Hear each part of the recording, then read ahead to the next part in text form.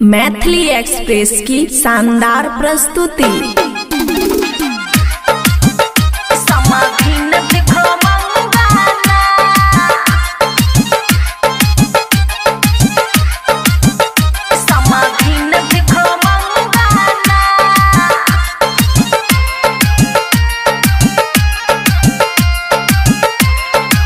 खुशी recording studio बलुआहा। कैसन बारात लेके आया रे सखी समधीन भिख मंगाना, समधीन भिख मंगाना।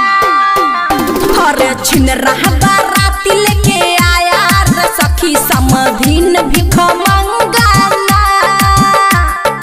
गाड़ी ना लाया डीजे ना लाया, गाड़ी ना लाया डीजे ना लाया। देह पर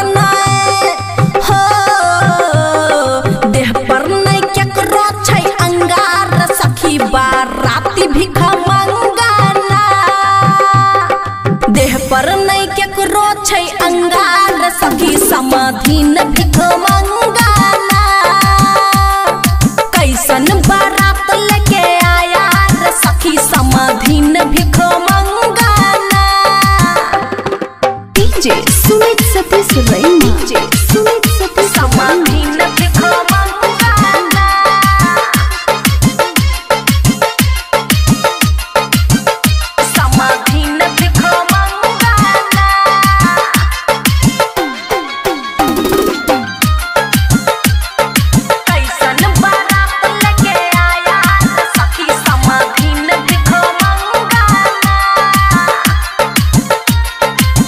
रिकॉर्डिंग स्टूडियो बलुआहा।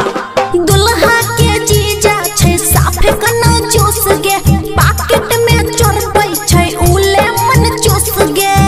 बड़ा छुनरा गे उले मन चूस हे गई। दुल्हा के जीजा छै साफे कना चूस गे, पॉकेट में चोरबै छै उले मन चूस गे।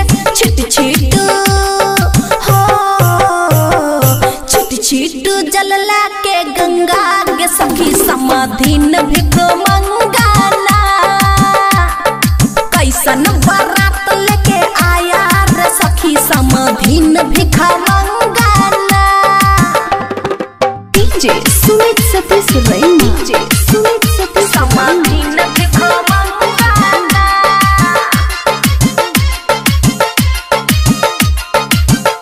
समधीन भिख मंगाना।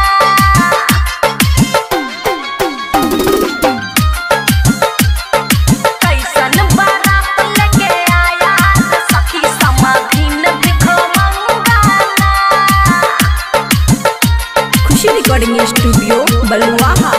हे गई घूंघट के लिए नहीं सरियो लावल कई, टोला मोहल्ला में नाक कटा बेल कई।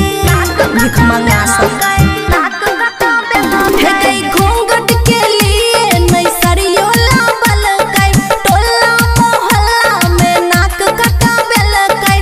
झूठो के हो झूठो के मन को चंगा गे सखी बाराती भिख मंगाना। देह पर नहीं केकरो छै अंगा गे सखी समधीन भिख मंगाना। डीजे सुमित सतीश रैनी, डीजे सुमित सतीश समधीन भिख मंगाना।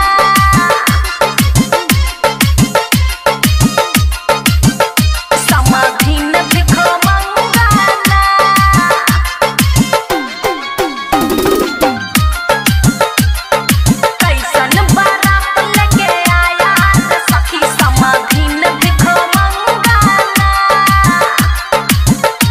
रिकॉर्डिंग स्टूडियो बलुआहा।